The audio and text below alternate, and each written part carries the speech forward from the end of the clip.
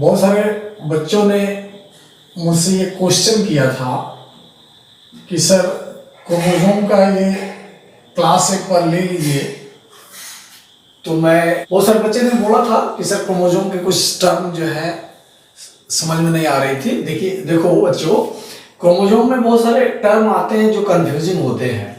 Chromatin, chromonema, chromonemata, chromomere, gene, chromatids, centromere and chromosome. अगर इतने सारे टर्म को अगर देखें तो सब एक ही जैसा लगता है और ये सारे टर्म आते हैं इस क्रोमोसोम से। तो चलो हम लोग क्रोमोसोम के स्ट्रक्चर अगर हम लोग देखें तो क्रोमोसोम का स्ट्रक्चर को जानने से पहले कुछ टर्म को हमें जान लेना बहुत जरूरी है। सबसे पहले हम लोग क्रोमैटिन को जान लेते हैं कि क्रोमैटिन क्या है। देखो बच्चों, तुम लोग एक कोशिका का स्ट्रक्चर मैंने बताया था, तो उसमें बताया था कि कोशिका के अंदर एक न्यूक्लियस होता है, एक केंद्रक होता है, और केंद्रक के अंदर सूते के समान रचनाएं पाई जाती है। सूते के समान रचनाएं पाई जाती है जिसे क्रोमैटिन कहते हैं। ये मैंने पहले से तुम लोग जानते हो इस टर्म को। और क्रोमैटिन का अगर हम लोग एक चित्र केंद्रक को अगर देखें, केंद्रक ये है न्यूक्लियस, तो उसके अंदर सूते की समान रचनाएं पाई जाती है अनेक केंद्रक के अंदर। इसे हम लोग कहते हैं क्रोमैटिन। एक नॉर्मल केंद्रक में, और ये यूकैरियोटिक कोशिका होता है, यूकैरियोटिक कोशिका, यूकैरियोटिक सेल जिसका केंद्रक वेल डिफाइंड हो, जिसमें न्यूक्लियर मेम्ब्रेन हो, केंद्रक का झिल्ली दिख रहा है, ये यूकैरियोटिक सेल है। इसमें क्रोमैटिन जो है थ्रेड लाइक स्ट्रक्चर होता है, सूते के समान रचनाएं होती हैं जो डीएनए और प्रोटीन से मिलकर बना होता है, histone and non histone protein. और इसका काम है डीएनए को पैकिंग करने का काम करता है। जिस तरह से लंबे लंबे कपड़े को पैक करके हम लोग छोटे से बैग में डाल देते हैं, तो उसी तरह से जो लंबे लंबे डीएनए का जो थ्रेड होता है उसको पैक करने का काम क्रोमैटिन करता है। तो ये इंटरफेज की अवस्था में इस तरह के स्ट्रक्चर को देखने को मिलते हैं। क्रोमैटिन जब रेस्टिंग स्टेज में रहता है केंद्रक न्यूक्लियर सेल, और जब सेल डिवाइड शुरू करता है, cell division, start cell division, जब कोशिका विभाजित होने लगती है, पता है तुमको, एक कोशिका विभाजित होकर 2 या 4 पुत्री कोशिका का निर्माण करती है, इसको सेल डिवीजन कहते हैं, कोशिका विभाजन कहते हैं। जब कोशिका विभाजन होने लगती है तो उसका जो पहला स्टेज होता है इसको प्रोफेज कहते हैं। प्रोफेज, कोशिका विभाजन का जो पहला स्टेज है, फर्स्ट स्टेज, इसको प्रोफेज कहते हैं।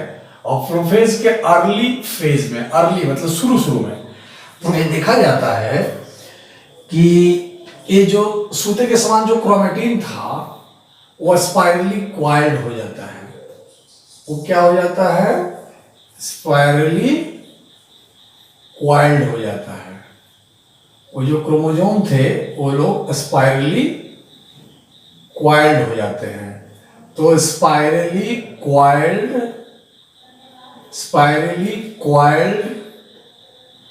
क्रोमोसोम या क्रोमैटिन कहें इसको हम लोग, क्रोमैटिन। अभी जो हम लोग क्रोमैटिन देखे थे, एक्चुअली जितना भी स्ट्रक्चर सब क्रोमोसोम का ही हिस्सा है, जिसको हम अलग अलग सेल के अलग अलग स्टेज पे अलग अलग नाम से जानते हैं। जैसे कि इंटरफेज में जब कोशिका विभाजित कर नहीं रही होती है तो उस समय ये जो है इस तरह सूते की समान रचना होती है। लेकिन जब कोशिका विभाजन आरंभ होता है, अर्ली प्रोफेज में देखा जाता है कि वो सूते जो है स्पाइरली क्वाइल्ड हो जाते हैं इस तरह से, और लॉन्ग हो जाते हैं, लॉन्ग फिलामेंटस, लॉन्ग लंबे हो जाते हैं, फिलामेंटस रहते हैं, फिलामेंट की तरह दिखते हैं। क्रोमोनिमा का प्लूरल फॉर्म, इसमें बच्चे लोग कंफ्यूज हो जाते हो ये सिंगुलर नंबर और प्लूरल नंबर जैसे होता है, सिंगुलर एंड प्लूरल, उसी तरह से क्रोमोनिमा का प्लूरल होता है क्रोमोनिमाटा। यानी कि एक वचन और बहुवचन दोनों एक ही चीज है। एक वचन में जैसे हम लोग बॉय लिखते हैं और बहुवचन में बॉयज एस लगता है, उसी तरह से क्रोमोनिमा में क्रोमोनिमाटा लग गया तो ये बहुवचन लग गया। यानी कि दोनों एक ही चीज है, क्रोमोनिमा एंड क्रोमोनिमाटा। तो दोनों में अंतर समझ में आ गया होगा। एक क्रोमैटिन है और ये क्रोमोनिमा यानी क्रोमोनिमाटा है। और तीसरा हम लोग अभी बाद में चल के देखा जाता है कि ये जो अभी हमने जो स्पाइरली कॉइल्ड जो हम लोग दिखा है, इसको थोड़ा बड़ा करके हम दिखाने की चेष्टा करते हैं। तो इसमें देखा जाता है, इसमें थ्रू आउट लेंथ इस पे देखा जाता है कि ग्रेनुलर स्ट्रक्चर दिखता है इस पे।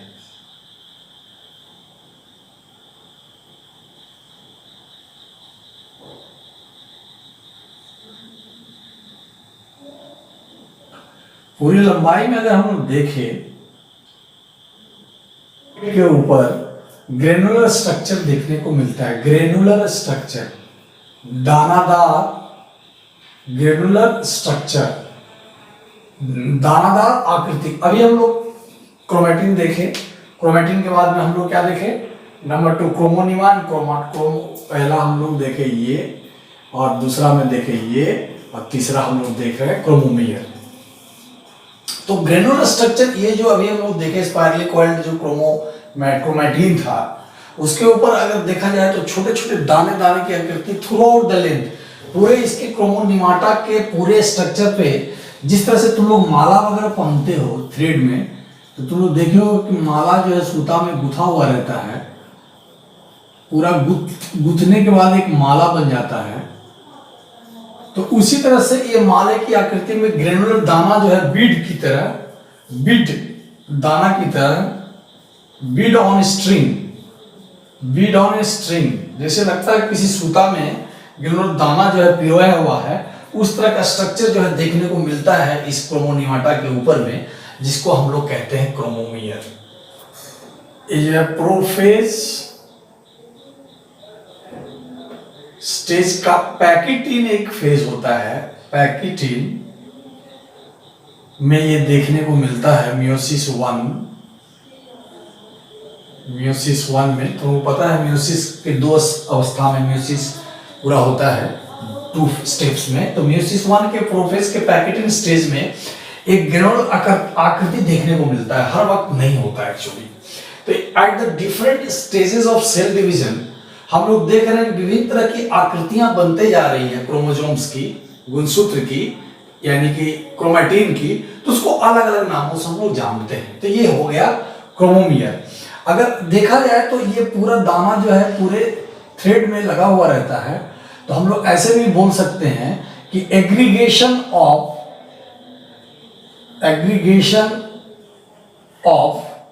Chromomere is called क्रोमोनिमाटा। यानी कि दूसरे ढंग से अगर बोले तो यहां देखा गया है कि इस पूरे दाने दाने स्ट्रक्चर से मिलकर के ये फांका फांका दिख रहा है, तो इतना फांका भी नहीं होता, पूरा इस तरह के दाना से, ये दाना दाना से मिलकर के, यानी कि ये तो दाना को ग्रेन्यूल्स को अगर हम लोग बोल रहे हैं कि क्रोमोमियर, यानी क्रोमोमियर सारे क्रोमोमियर आपस में मिलकर क्रोमोनिमाटा बना है। क्रोमोमाटा का निर्माण हुआ है एग्रीगेशन से। सबसे बड़ा इंपॉर्टेंट चीज जीन के बारे में तुम पढ़े हो, ये जो दाना दाना जो स्ट्रक्चर है इसके ऊपर जीन पाए जाते हैं। जीन तुम्हें पता है कि gene is the hereditary unit of the chromosome. ये जो है माता पिता से संतान में लक्षण को वहन करते हैं। चौथा पॉइंट, जीन क्या है। अगर हम लोग डीएनए का पॉलीपेप्टाइड चेन, तुम लोग को डीएनए का मॉडल मैंने बताया था, तो डीएनए का अगर हम लोग पॉलीपेप्टाइड चेन अगर हम लोग बनाएं तो इस तरह से एक डीएनए का पॉलीपेप्टाइड चेन देखने को मिलता है। तो इस तरह से डीएनए का पॉलीपेप्टाइड चेन देखने को मिलता है। तो ये डीएनए का जो पॉलीपेप्टाइड चेन है ये बहुत लंबा थ्रेड होता है, ये बहुत लंबा थ्रेड होता है और डीएनए का लंबा थ्रेड होने के कारण इसको पैकिंग करना पड़ता है। डीएनए इतना लंबा होता है कि ये केंद्रक में नहीं समा सकता, इसलिए इसको पैकिंग करने के लिए प्रोटीन की आवश्यकता होती है, histone and non histone protein. Histone and non histone protein, दो तरह के प्रोटीन इसको पैकिंग करता है। तो ये देखा गया है कि जो डीएनए लंबा सा जो थ्रेड है, तो उसका किसी भी स्मॉल रीजन में अगर हम लोग चले जाएं, मान लें यहाँ से यहाँ तक एक छोटा सा रीजन में अगर हम देखें, तो लोग पता है कि ये लोग किस तरह से A double bond T, C triple bond G, G triple bond C, T double bond A, इस तरह से जुड़ा रहता है।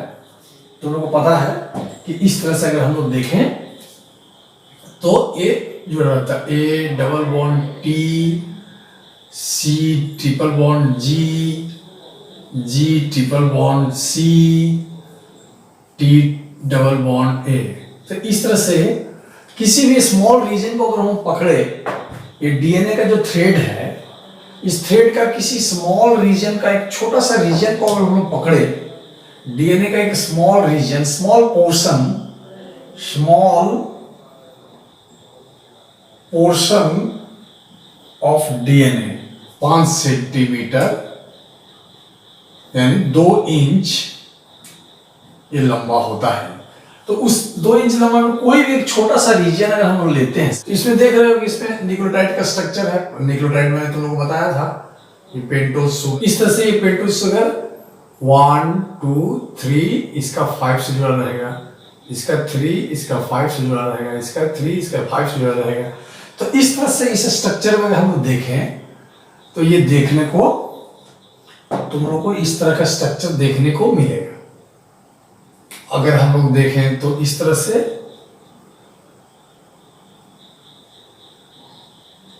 इसका अपोजिट अगर देखें तो दोनों एंटी पैरेलल होता है, तो इसका मुंह ऊपर की तरफ होगा इस तरह से।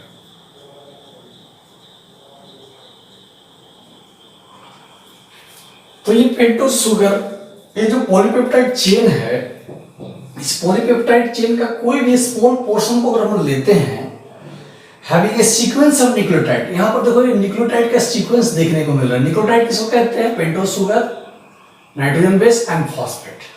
यहाँ पर फॉस्फेट जुड़ा हुआ है, यहाँ पे फॉस्फेट है 5 नंबर पोजीशन पे, फॉस्फेट PO4 5 नंबर पोजीशन यहाँ आके जुड़ा है, ये जो है यहाँ फॉस्फेट होगा। तो इस तरह से जीन क्या है? Gene is the small portion of the DNA. पूरे डीएनए जो लंबा थ्रेड है उसका कोई भी छोटा सा portion which is composed of A sequence of nucleotide, इसमें बहुत सारे न्यूक्लियोटाइड सजे हुए रहते हैं उस पोर्शन में, जो कि जीन प्रोडक्ट्स, जो कि सिंथेसिस ऑफ जीन प्रोडक्ट्स यानी आरएनए और प्रोटीन का निर्माण करते हैं। उस स्मॉल पोर्शन को हम लोग कहते हैं जीन। तो जीन क्या है? फिर से एक बार समझ लो, जीन क्या है? किसी भी डीएनए जो लंबा थ्रेड है उसके एक स्मॉल पोर्शन जो कि बहुत सारे न्यूक्लियोटाइड से मिलकर बने होते हैं, और जीन का प्रोडक्ट्स यानी प्रोटीन और आरएनए का निर्माण करते हैं, उस स्मॉल पोर्शन ऑफ डीएनए को कहते हैं जीन। आशा करते हैं समझ में आ गई होगी। अगर किसी तरह की दिक्कत होती है कमेंट बॉक्स में आप लोग कमेंट जरूर कर लेंगे आप लोग सब, मैं उसका जवाब मैं दूंगा, या नए वीडियो जब बनाऊंगा तो जो डाउट रहेंगे तुम्हारे नेक्स्ट वीडियो में आपके डाउट को मैं क्लियर करके तो आगे बढ़ूंगा। तो ये देखा जाता है कि जब सेल डिवीजन आरंभ हो जाता है, सेल डिवीजन, उसका विभाजन का जब प्रोफेज मेटाफेज अवस्था आता है, बीच वाला अवस्था मेटाफेज कहते हैं, प्रोफेज, मेटाफेज, एनाफेज, टेराफेज। तो प्रोफेज के बाद मेटाफेज की जो अवस्था आती है, उस अवस्था में देखा जाता है कि जो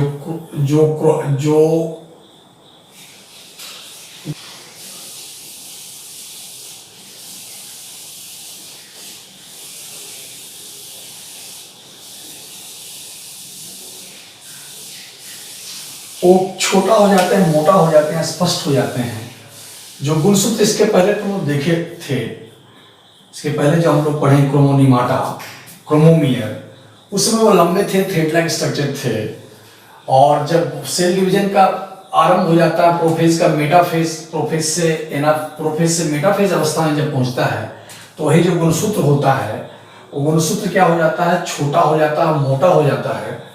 और ये जो थ्रेड है, ये दो थ्रेड जो है यहाँ पर देखने को मिलता है। यानी कि अगर हम लोग चित्र को थोड़ा बड़ा करके बनाएं तो देखने को मिलता है कि एक क्रोमोसोम जो है इस तरह से दो थ्रेड से मिलकर बना है। देखा जाता है कि एक क्रोमोसोम, एक जो गुणसूत्र, जो क्रोमोनीमाटा जो बना था, वो क्रोमोनीमाटा के बाद में क्रोमोमियर जो तुम देखे, उसका में देखा जाता है कि ये दो लंबे थ्रेड से मिलकर बना था। इसको कहते हैं क्रोमेटिड। ये क्रोमेटिड है, यहाँ पर दो क्रोमेटिड्स, यानी कि दो क्रोमेटिड, दो सूते लाइक स्ट्रक्चर्स से मिलकर एक एक गुणसूत्र होता है। जो गुणसूत्र होते हैं वो अपने से गुणसूत्र बनाते हैं। मान लो एक गुणसूत्र है तो ये अपने जैसा और एक गुणसूत्र बनाता है, और बनाने के बाद में दोनों एक जगह जुड़ा हुआ रहता है, कॉपी बनाता है। और जब दोनों एक दूसरे से जुड़ जाता है, जुड़ने की जगह को कहते हैं सेंट्रोमियर।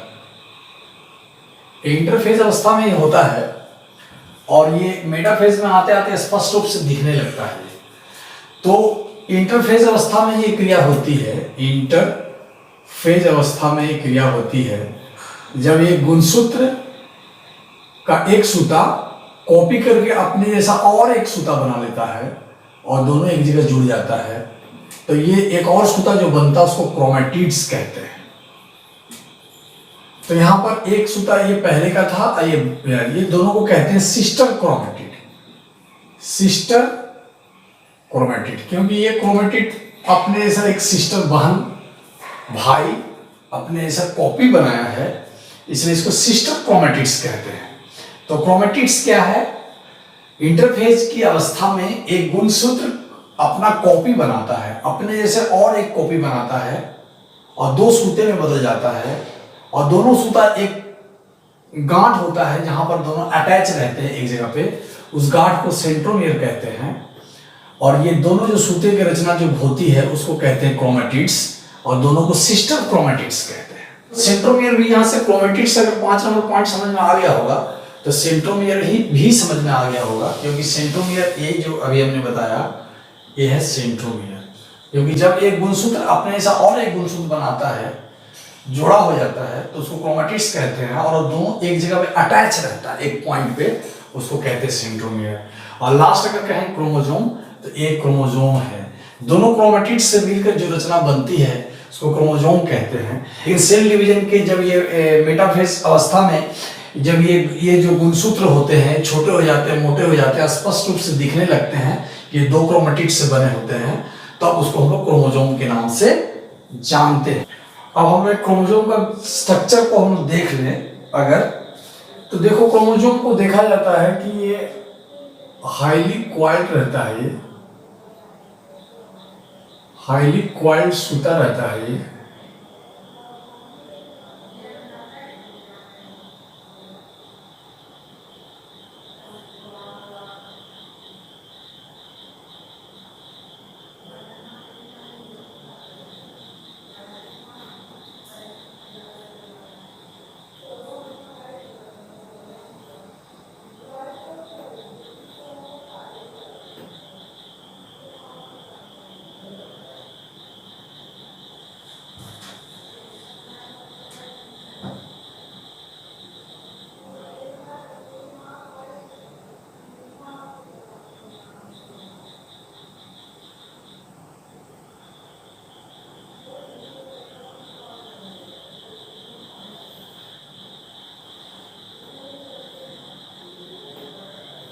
इस तरह के क्रोमोसोम के कुछ सूत्र तुमको देखने को मिलेगा।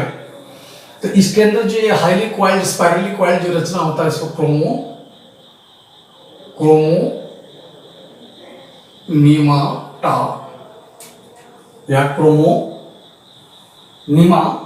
के नाम से हम लोग जानते हैं। जैसे क्रोमोनीमा पढ़ाए तुमको इसको पहले। और इसका अंदर एक द्रव भरा रहता है, उसको मैट्रिक्स कहते हैं। जेली लाइक द्रव रहता है, वाइट जेली लाइक द्रव देखने को मिलता है, इसको हम लोग कहते हैं मैट्रिक्स। एक लेयर से घिरा रहता है, इसको कहते हैं पेलिकल।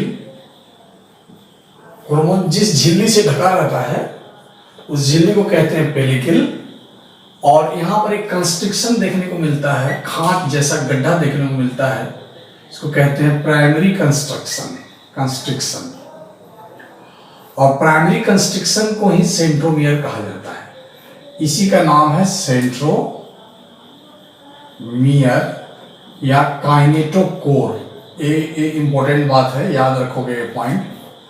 सेंट्रोमियर और काइनेटोकोर या प्राइमरी कंस्ट्रिक्शन। 10 मतलब primary, primary constriction, centromere, kinetochore, ये तीनों एक ही चीज है। क्रोमोसोम के अंदर जो पहला जो कंस्ट्रिक्शन होता है जहां पर सेंट्रोमियर उपस्थित होते हैं उसको प्राइमरी कंस्ट्रिक्शन कहते हैं, सेंट्रोमियर कहते हैं, काइनेटोकोर कहते हैं। This is the point of attachment of spindle fibre. This is the point of attachment of spindle fibre. उसका विभाजन के समय जो स्पिंडल फाइबर बनता है, इसी जगह पे पॉइंट को अटैच करके ये जो दो सूत्री जैसे रचना होता है, एक को इधर तोड़ के टांग के ले आता है, एक को उधर ले आता है। ये दो क्रोमेटिड से मिलकर बना हुआ है, एक दो क्रोमेटिड से सूत्र बना है, ये तोड़ के एक तरफ लेके चला आता है। पता है उसका विभाजन जब होती है तो पहले क्रोमोसोम आधे भाग में बढ़ जाता है। और देख रहे हो सेकेंडरी कंस्ट्रिक्शन है ये। इसको न्यूक्लियर ऑर्गेनाइजिंग